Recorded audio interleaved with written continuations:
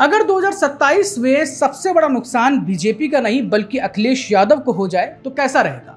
अगर उत्तर प्रदेश की राजनीति में मुस्लिम वोट का नया चेहरा तैयार हो रहा हो तो कैसा रहेगा? और अगर मायावती और ओवैसी कभी एक मंच पर आ गए तो क्या समाजवादी पार्टी का पूरा पीडीए फॉर्मूला हिल सकता है? जी हाँ, 2027 के विधानसभा चुनाव से पहले उत्तर प्रदेश की राजनीति में एक ऐसा ही दांव चला गया है जिसकी चर्चा अभी कम हो रही है, लेकिन ये मानकर चलिए कि आने वाले दिनों में ये सबसे बड़ी चुनावी चर्चा और मुद्दा भी बनेगा। दरअसल एआईएमआईएम प्रमुख असदुद्दीन ओवैसी ने उत्तर प्रदेश में करीब 200 सीटों पर चुनाव लड़ने की तैयारी का ऐलान कर दिया है। सिर्फ इतना ही नहीं, उन्होंने बहराइच के मटेरा सीट से अपने उम्मीदवार का भी ऐलान कर दिया है और सबसे बड़ी बात, उन्होंने साफ कहा कि अगर गठबंधन होगा तो बराबरी के सम्मान के साथ ही होगा। यहीं से शुरू होती है असली राजनीति, क्योंकि पहली नजर में ऐसा लगता है कि ओवैसी बीजेपी को चुनौती दे रहे हैं, लेकिन अगर राजनीति की परतें खोली जाएं तो उनका सबसे बड़ा निशाना बीजेपी नहीं है बल्कि अखिलेश यादव और समाजवादी पार्टी दिखाई देते हैं। क्यों?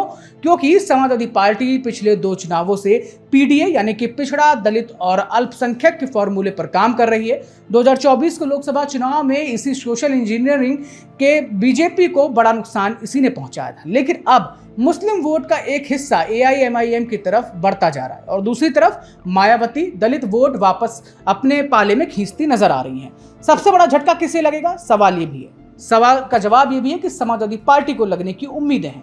घटनाक्रम सिर्फ ओवैसी की चुनावी तैयारी का नहीं है बल्कि समाजवादी पार्टी के वोट बैंक में सेंध लगाने की रणनीति भी माना जा रहा है। अब एक और दिलचस्प बात, ओवैसी ने गठबंधन के दरवाजे भी खुले रखे हैं, लेकिन एक शर्त भी रखी है, सम्मान और बराबरी, यानी कि वे किसी के पीछे चलने नहीं बल्कि बराबरी से राजनीति करने की बात कर रहे हैं। इधर बसपा की तरफ से अभी तक कोई आधिकारिक प्रतिक्रिया नहीं आई है, लेकिन राजनीतिक गलियारों में एआईएमआईएम और बीएसपी के संभावित समीकरण की चर्चा लगातार तेजी पकड़े हुए है। अगर भविष्य में ऐसा कोई गठबंधन बनता है तो निश्चित तौर पर पश्चिमी उत्तर प्रदेश, तराई और मुस्लिम दलित प्रभाव वाली कई सीटों पर मुकाबले पूरी तरह बदल सकते हैं। हालांकि फिलहाल ये सिर्फ राजनीतिक संभावनाएं हैं, क्योंकि बीएसपी और एआईएमआईएम के बीच किसी गठबंधन का कोई आधिकारिक ऐलान नहीं हुआ है। लेकिन सवाल ये है कि क्या ओवैसी सच में 200 सीट लड़कर सिर्फ अपनी पार्टी बढ़ाना चाहते हैं या उनका असली लक्ष्य समाजवादी पार्टी के मुस्लिम वोट बैंक में सेंध लगाना है? क्या पीडीए फॉर्मूला 2027 में पहली बार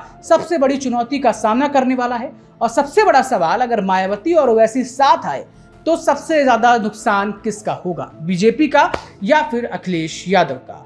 अपनी राय में कमेंट बॉक्स में दीजिएगा। तमाम राजनीतिक विश्लेषण और खबरें अनादि टीवी यूपी पर जारी हैं। मुझे दीजिए के लिए इजाजत। मैं था आपके साथ स्पर्श सिन्हा। शुक्रिया।